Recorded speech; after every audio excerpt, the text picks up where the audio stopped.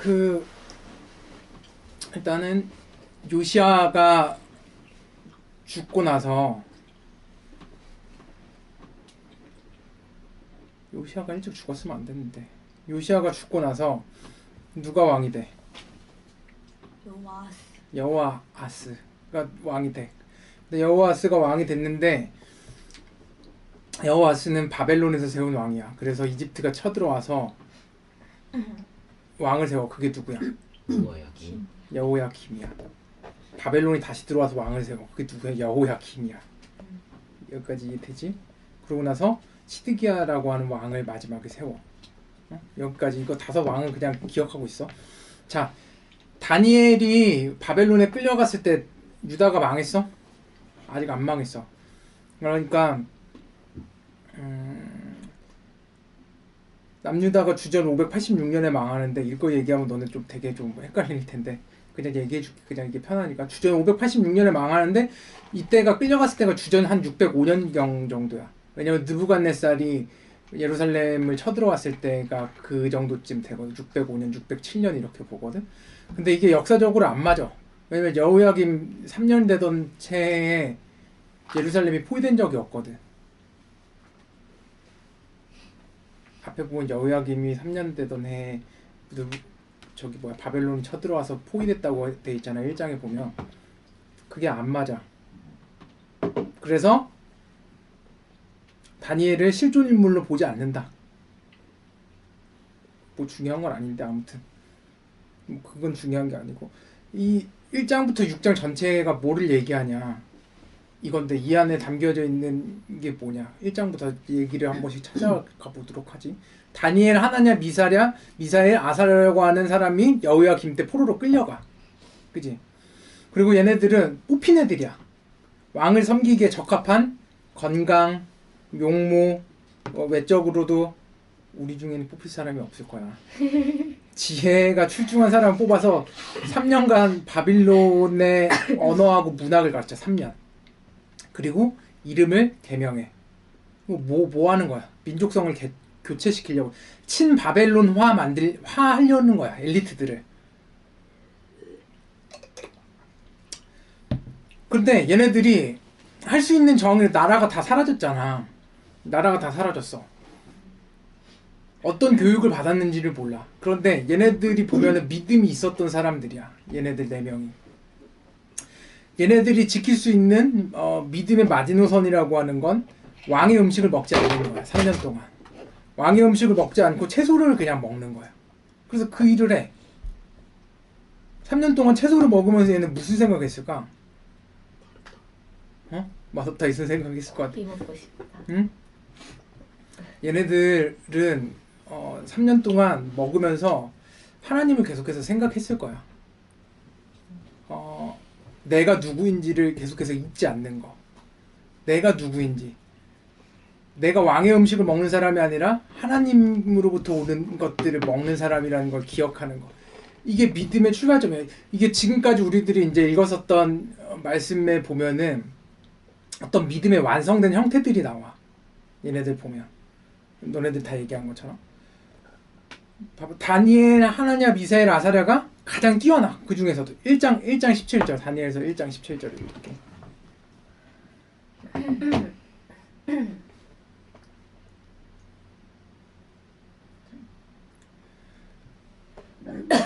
그래서 그 3년 끝에 어떻게 되냐. 얘네들이 굉장히 뛰어난 애들이 돼. 다니엘서 1장 17절 읽읍시다. 시작. 하나님은 이 내 젊은이들이 지식을 얻게 하시고 문학과 학문에 능통하게 하셨다. 그 밖에도 다니엘에게는 환상과 온갖 꿈을 해석하는 능력까지 주셨다. 다니엘은 환상과 온갖 꿈을 해석하는 능력까지 덤으로 얻었고, 그러니까 다니엘, 하나냐, 미사엘, 아사랴가 가장 뛰어났어. 그 중에서. 그래서 느부갓네살을 섬기는 일에 뽑혔어.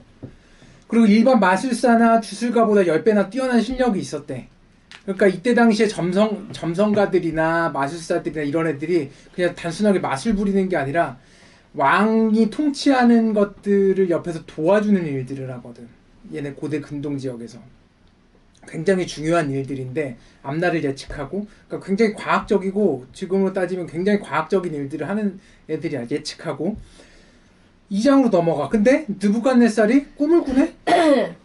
근데 꿈을 해몽하라고 점성가들에게 명령해. 그런데 생각해봐. 느부갓네살도 바벨론이라고 하는 나라가 너네 처음부터 강한 나라가 아니야. 그러니까 바벨론이라고 하는 나라 이전에 어떤 나라가 강성했었어? 아시리아가 강성했었거든. 아시리아 다음에 얘네가 이제 강성해지려고 해. 이 바벨론이라고 하는 나라가.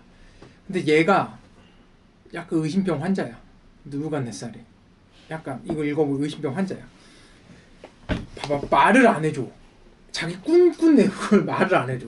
미친놈 아니야 이거? 너네 이 꿈 얘기 나오는 게 또 어디 나와? 요셉 얘기 나오지. 그래도 바로는 그래도 자기 꿈꾼 얘기 해줘. 어? 미친놈이야. 의심병 환자야. 말을 안 해줘. 2장 5절에서 6절. 그러자 왕이 점성가들에게 막 말해달라고 얘기하니까 이렇게 얘기하지. 느부갓네살이. 그러자 왕이 시작. 그래서 왕이 점성가들에게 말하였다. 나의 명령은 확고하다. 너희가 그 꿈의 내용과 해몽을 나에게 말해주지 못하면 너희의 몸은 토막이 될 미친놈이지. 것이며 계속 너희의 읽어. 집은 쓰레기 더미가 될 것이다. 그러나 너희가 그 꿈의 내용과 해몽을 말해주면 내가 너희에게 선물과 상과 큰 명예를 주겠다. 그러니 그 꿈과 그 해몽을 나에게 말하여라. 미친놈이지. 자기 꿈꾸는 내용이랑 해몽까지 다 맞추래. 그래서 점성가들이 꿈의 내용을 말해주지 않으면 해몽을 할 수 없다고 이제 얘기를 해. 맞잖아. 어떤 왕도 어떤 지혜자도 꿈의 내용이 없이는 그거에 대해서 해몽을 해줄 수가 없잖아. 그 말을 듣고서 얘가 또 열이 받아. 크게 화를 내. 그래서 바벨론의 모든 지혜자들을 다 죽이라는 명령을 내려. 미친놈이야. 다혈질이야. 이런 사람이 왕이 되면은 이제 힘든 나날을 보내게 돼. 그래서 다윗과 그 친구들도 지혜자로 분류가 돼 있었어. 왜냐면 엘리트들이고 그런 교육을 받았으니까. 얘네들도 죽이러 이제 온 거야. 아리옥이라고 하는 12대장이 가가지고 죽이려고 그래. 그러니까 다윗이 너무 앞뒤가 말이 안 되잖아. 갑자기 뜬금없이 와가지고 너 이제 죽어. 목 대가리 대 이러니까. 그래서 다니엘이 이제 얘기해. 저기 죄송한데 죽을 때 죽더라도 왜 이렇게 너무 급하게 왜 이렇게 죽이는 거냐고. 죽을 때 죽더라도 이유라도 알고 죽어야죠. 그러니까 이유를 얘기해줘. 너네 꿈을 해석하라고 그랬는데 꿈 내용도 해석도 못하고 아무것도 못한다고. 그래서 다니엘이 어떻게 해? 시간을 좀 달라고 해. 봐봐. 그리고 친구들한테 이제 얘기를 해. 다니엘서 2장 18절 19절 읽읍시다.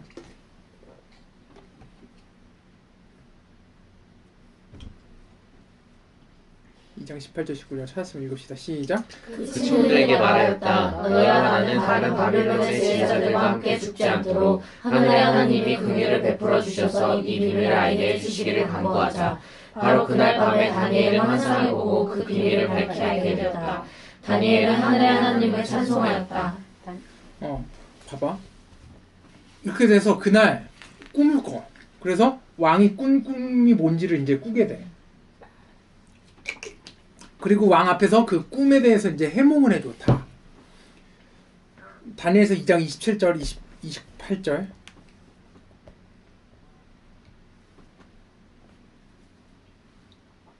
자, 읽자. 시작. 다니엘이 왕에게 대답하였다. 임금님이 물으신 비밀은 어떤 지혜자나 주술가나 마술사나 점성가도 임금님께 알려드릴 수 없습니다. 비밀을 알려주시는 분은 오직 하늘에 계신 하나님뿐이십니다. 하나님은 느부갓네살 임금님께 앞으로 일어날 일이 무엇이라는 것을 알려주셨습니다. 임금님의 꿈, 곧 임금님께서 침대에 누워있을 때의 머릿속에 나타난 환상이라. 여기까지. 이거야. 이게 믿음의 어떤 완결된 형태를 가지고 있는 모습이야. 다니엘이. 뭐냐면은 이게 쉽지가 않거든. 이런 얘기하는 게. 너네들 예를 들어서 너네들도 바깥에 나가서 친구들이랑 있는데 이건 하나님밖에 할 수가 없는 일이야. 이거 당연히 나는 그렇게 생각하고 있더라도 이 얘기를 입 밖으로 꺼내기가 쉽지가 않아. 내가 목사인데도 나도 쉽지가 않거든. 왜 그러냐면은 이 얘기를 들었을 때 상대방이 어떻게 생각할지를 생각하거든. 근데 얘 봐봐라. 얘 지금 나라 망했다. 이 고대 근동에서의 바벨론에서도 섬기는 신이 있었어. 그지? 신들의 전쟁이야. 유다가 졌다는 건 하나님이 졌다는 얘기야. 그런데 거기에서 하나님 얘기를 해. 비밀을 알려주실 수 있는 분은 하나님 한 분밖에 안 계신다고. 그냥 그 얘기 듣고서 느부갓네살이 기분 안 좋았으면 그냥 댕강할 수도 있어. 근데 그 얘기를 한다고. 왜 그러냐면 이 전체가 이제 정체성에 관한 이야기인데 자기가 누구인지를 정확하게 알고 있는 거야. 다니엘은 나이가 어린데 자기가 정확하게 어디서부터 와서 어디로 가야 되고 내가 이 땅 가운데서 무엇을 해야 되는지를 정확하게 알고 있었던 사람이야. 그러니까 현실의 인물이 아닌 거야.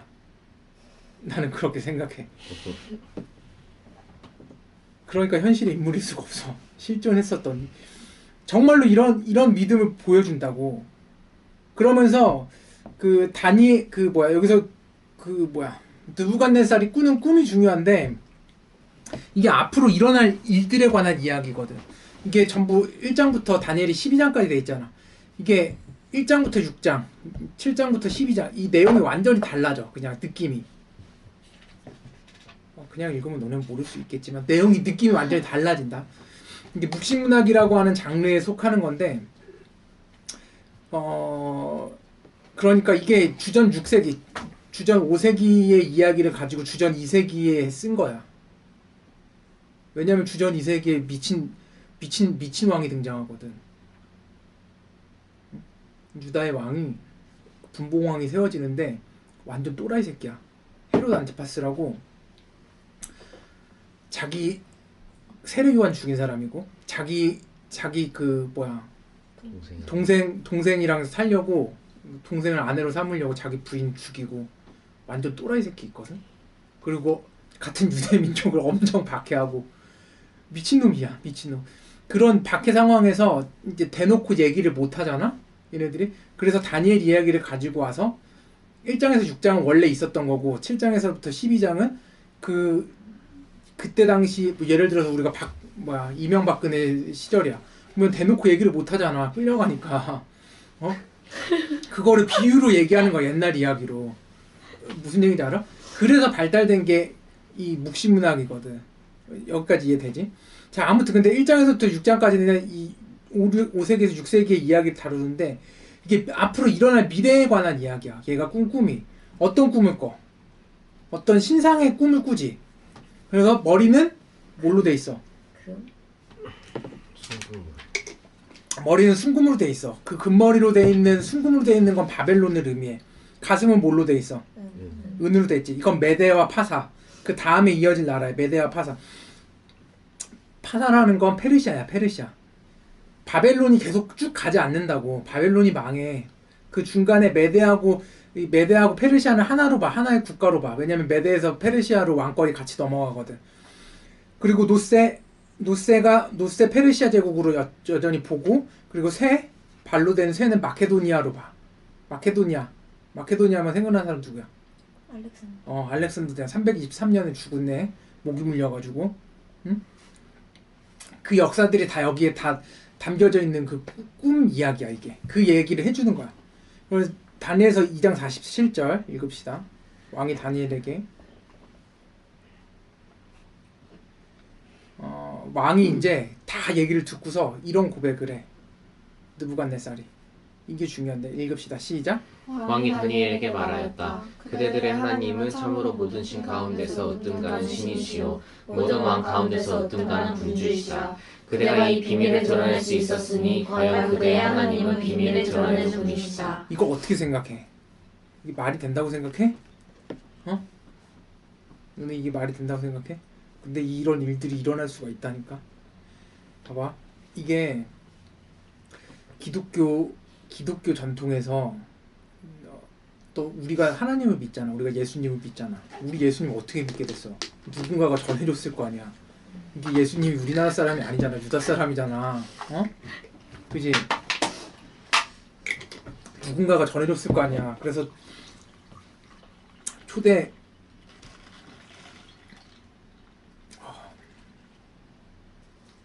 한국 기독교 역사를 보면 순교의 역사야. 다 칼 맞아 죽고 예수님 믿는다고 그랬다가 다 뭐 목 댕강댕강 잘리시기도 하고 칼 맞아서 죽고 그런 분들이 대부분이야. 그런 분들 때문에 우리가 지금 믿고 있는 거거든. 이렇게. 그러니까 뭐냐면은 정체성을 지켰었던 사람들 때문이야. 교회가 크기 때문에 전도가 됐었던 게 아니라 돈이 있었기 때문에 예수 그리스도의 복음이 전해졌었던 게 아니라 우리가 믿을 수 있는 건 누군가가 믿음에 대한 정체성을 지키고 있는 누군가 때문이야. 느부갓네살 봐라. 다니엘이 자기의 정체성을 지키고 있으니까 찬양하게 돼, 하나님을. 물론 그런 일들이 일어나지 않을 수도 있지. 그런 일이 일어나지 그리 아니하실지라도 3장에 보면 이제 지선이가 얘기한 것처럼 그 얘기가 나오거든. 3장으로 넘어갈게. 이제 이거 다 정리해서 일단 내용을 하고서 정리해서 얘기를 할게. 그래서 느부갓네살이 미친놈이 금으로 된 신상을 세워. 그리고 금신상 앞에 절을 하도록 명령해. 왜냐면 자기가 그만큼 강대한 걸 보여주고 싶었거든. 아시리아가 그랬었던 것처럼. 명령을 어기면은 그 화덕에다가 집어넣는데, 풀무불에다가. 그래서 느부갓네살이 세운 그 신상에다 다 엎드려서 절을 해. 근데 다니엘, 하나냐, 미사엘, 아사랴를 시기하던 누군가가 느부갓네살한테 고자질하지. 왜냐면 얘네들을 경계하고 그랬었던 애들이. 3장 12절.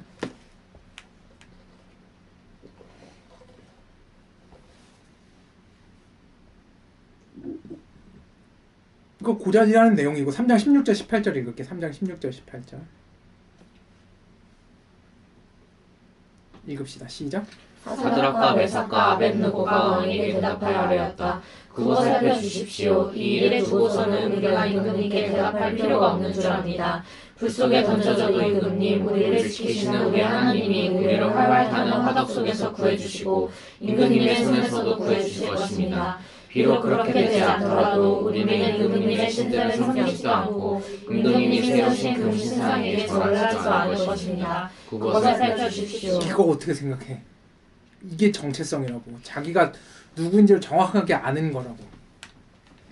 이게 감리교 역사에서 감리교는 신사참배를 했을까 안 했을까? 신사참배 연락했어. 살려고. 똑같은 일들이 일제시대 때 있었다고. 근데 감리교 목사들이 가가지고 연락에 신사참배했다고. 한심스럽지. 근데 이게 우리들의 삶의 현실에서 나타나는 문제라니까. 그런 사람들 때문에 우리가 하나님을 믿고 있는 게 아니라고. 믿음의 정체성을 지키는 이런 애들이 있었다니까. 너네 이그나티우스라고 있어. 초대 교회 때 교구야. 어떤 사람이면 로마 시대 때 순교하시는 분인데, 교구인데, 이분이 이 이야기가 실제로 똑같이 일어나. 너 하나님을 저주하면은, 예수 그리스도를 저주하면은 너 살려줄게 그러는데, 하나님을 찬양하면서 자기 하나님 찬양한다고 그러면서 로마 콜로세움. 콜로세움에다 던져. 그래서 어떻게 된 줄 알아? 사자밥이 돼서 죽어. 그런 분들이 무수히 많았어. 얘네들의 정체성은 그러니까 살고 죽는데, 대부분의 사람들의 포인트는 살고 죽는 데 있다고. 그러니까 하나님을 믿을 때, 어떤 일들이 있을 때 우리들의 포인트는 여기에 있다. 왜 그래? 우리들의 포인트는 여기에 있다고. 어디에 있냐면, 내가 이 일에 성공을 하느냐 실패하느냐, 내 이 일이 득이 되느냐 실이 되느냐, 여기에 있다고.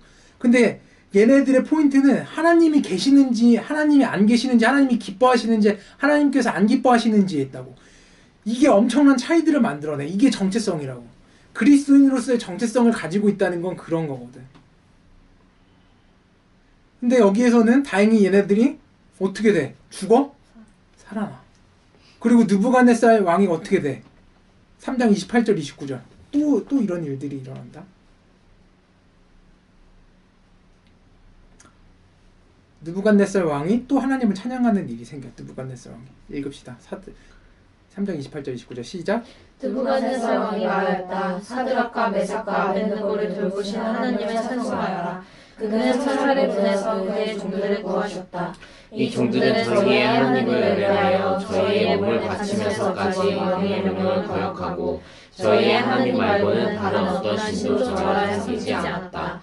그러므로 내가 이제 조서를 내린다. 민족과 언어가 다른 그 백성은 사드락과 메삭과 아벳느고의 하나님을 두고서 경솔히 말하는 일이 없도록 하여라. 것이다. 이 명령을 어겼다가는 그 몸이 조각날 것이며 집이 쓰레기더미가 될 것이다. 이와 같이 자기를 믿는 사람을 구원할 수 있는 신은 다시 없을 것이다. 이거 봐봐. 이게 뭔 얘기였냐면은 앞에 처음에 자기 금신상에서 절하지 않는 사람한테 하던 얘기야. 이 명령을 자기가 세운 금신상, 느부갓네살이 세운 금신상에 절하지 않는 사람은 몸이 조각날 거고 집이 쓰레기 더미가 될 거라고 그랬는데 이제 바뀌어. 느부갓네살이 얘네가 섬기는 사드락 메삭 아벳느고가 섬기는 하나님한테 절을 하거나 그래 너무 쉽게 생각하거나 그거를 경히 여기는 사람들은 이제 몸이 조각날 거고 집이 쓰레기 더미가 될 거래. 하나님의 영광을 위해서 산다는 게 이런 건데, 그러니까 우리가 쉽게 생각할 때 하나님의 영광을 위해서 살 때 뭔가 대단한 걸 해야 될 것 같잖아. 아니라고. 정체성을 지키는 일이라고. 믿음의 정체성을 지키는 일이 우리가 해야 되는 일의 전부야. 막 엄청난 걸 하나님께서 요구하시지 않는다고. 봐봐. 이제 다니엘서 4장. 다니엘서 4장에 보면 4장 8절 읽읍시다.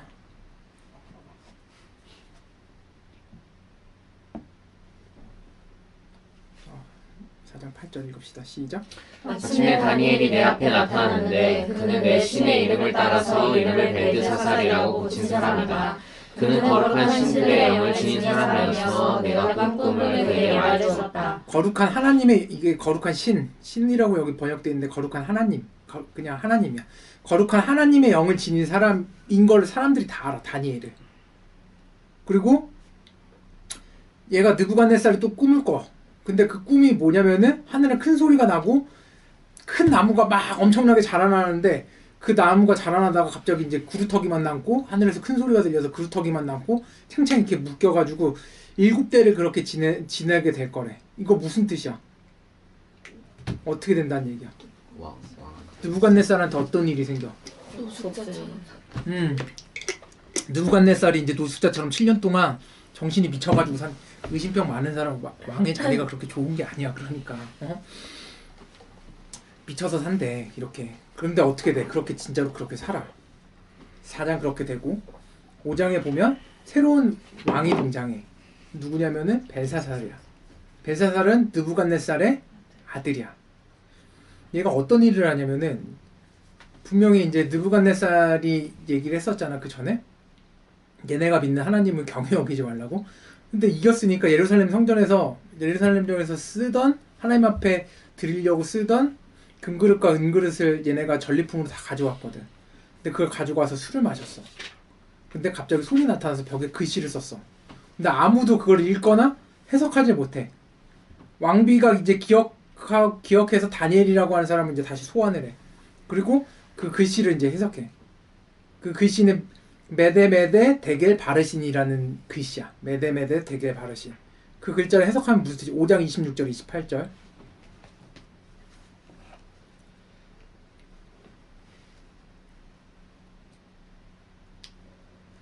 2장 다니엘서 5장 26절 28절 읽읍시다. 시작.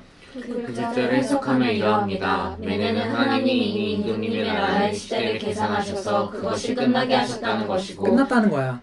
데겔은 임금님이 저울을 달리셨는데 무게가 부족함이 드러났다. 벨사살은 이제 왕을 계속하기에 부족한 게 드러났다는 거야. 바르신. 바르신은 임금님의 왕국이 둘로 나뉘어서 메데와 페르시아 사람에게 넘어갔다는 뜻입니다. 그래서 메데 사람 다리우스가 왕이 돼. 62살에. 다리우스라고도 하고 다리우스라고도 하고. 봐봐, 이제 6장에 메데가 이제 메데의 왕이 돼. 그래서 3명의 장관을 세우고 막 지방을 여러 개로 쪼개. 그리고 이제 거기에서 3명 지방관 중에서 이제 장관으로 세웠었던 애 중에서 자기 2인자를 세우려고 이제 딱 보니까 다니엘이 일을 너무 뛰어나게 잘해.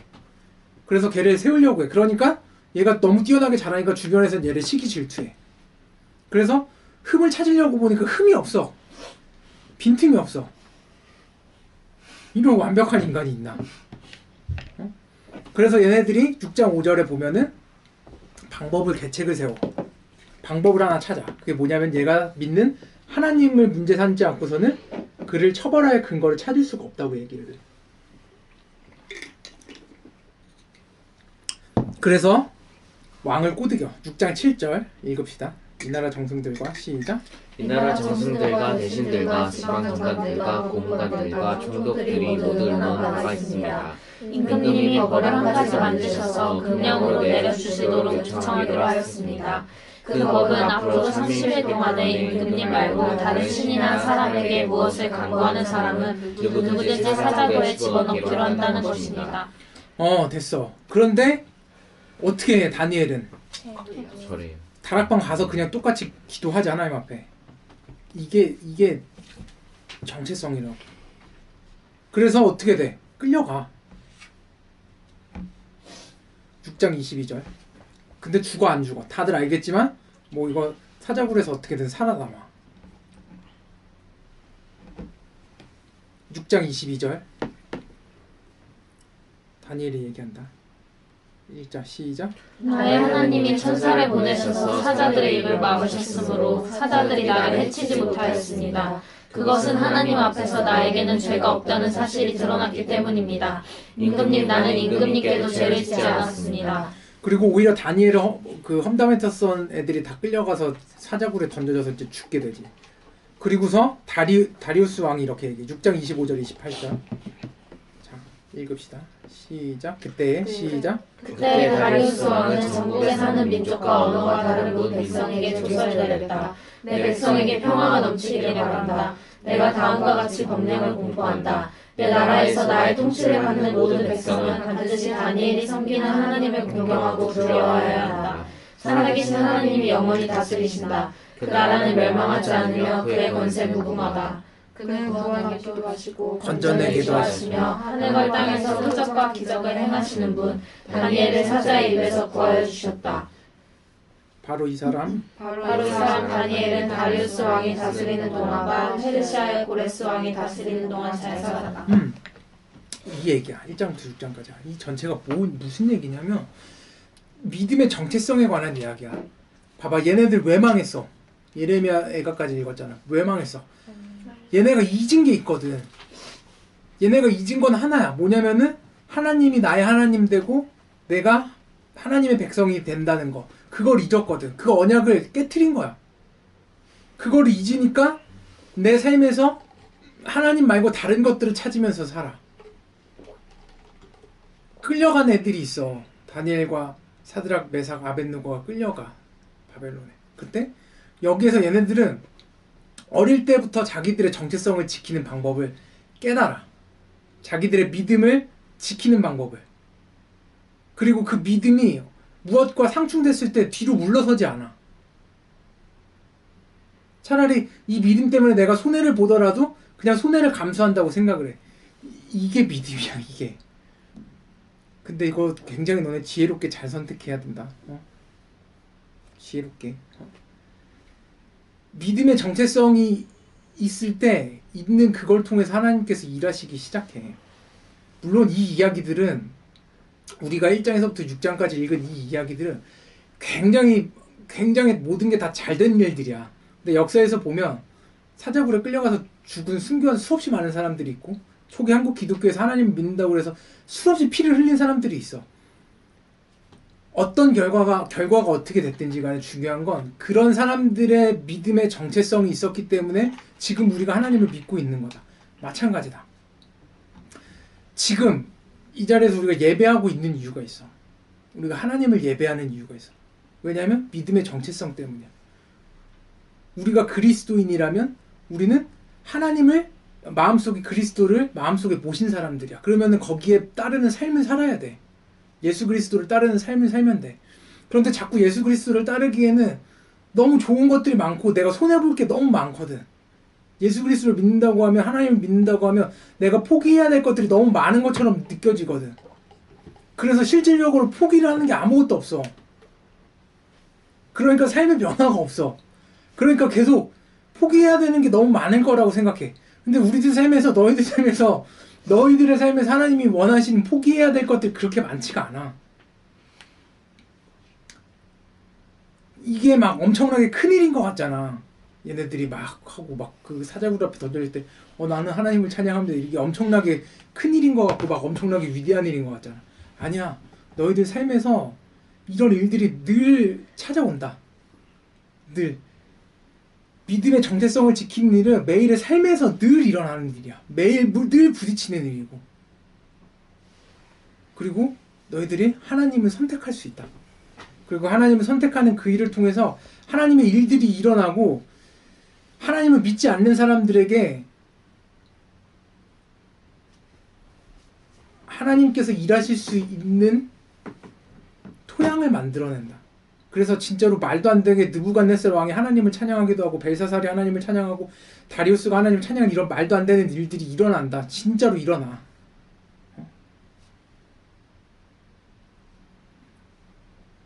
믿음의 정체성을 지키면서 사는 사람들을 통해서 하나님의 영광이 드러나. 그 얘기다. 그래서 하나님이 물으셔. 너는 믿음의 정체성을 지키면서 살래? 아니면 세상에 그냥 물에 물 탄 듯 술에 술 탄 듯 살래? 근데 이 이야기가 정말로 중요한 이야기인 게, 이 묵시문학이 정말로 중요한 이야기인 게 뭐냐면은, 이 묵시문학이 유다서도 그렇고 다니엘서, 유다서, 요한계시록이 그런데 예수님께서 이거에 대해서 말씀하시거든. 그래서 중요한 거거든. 예수님도 똑같이 물어보셔. 너네는 어떤 믿음을 가지고 살래? 너네 하나님 나라를 말한다고 하면서 하나님 나라에 대한 어떤 믿음을 가지고 살래? 물으시거든. 끊임없이 물으시거든, 제자들에게. 니네가 꿈꾸는 하나님 나라는 뭔데? 그런 하나님 나라는 없어. 말씀하시거든, 다. 너희들 매일의 삶에서 그래서 하나님을 찾고 너희들이 누구인지를 정확하게 알아야 돼. 너희들, 내가 늘 얘기하잖아? 이미 하나님을 믿기로 결정을 한 사람들이야. 그러면은 그냥 살면 돼. 고민하지 마. 고민할 게 없다고. 그냥 살면 돼. 그냥 세상이 어떻게 생겼건 다른 사람이 어떤 생각을 가지고 살건 그냥 살면 돼. 다니엘과 사드락과 메삭과 아벳느고처럼 살면 돼. 이렇게. 어차피 태어나서 한번 살고 그냥 죽는다. 그냥 이미 던져졌어. 그리고 정해졌고, 그래 하나님 믿기로 했으면 그냥 믿으면 돼. 고민하지 마. 고민하지 마. 내가 누구인지를 정확하게 알면 헷갈리지 않고 흔들리지 않는다. 너네는 하나님이 이 땅 가운데 보낸 사람들이야. 그러니까 마음 가운데 예수 그리스도를 품고 살아야 돼. 그게 오늘 말씀의 전부다. 기도합시다.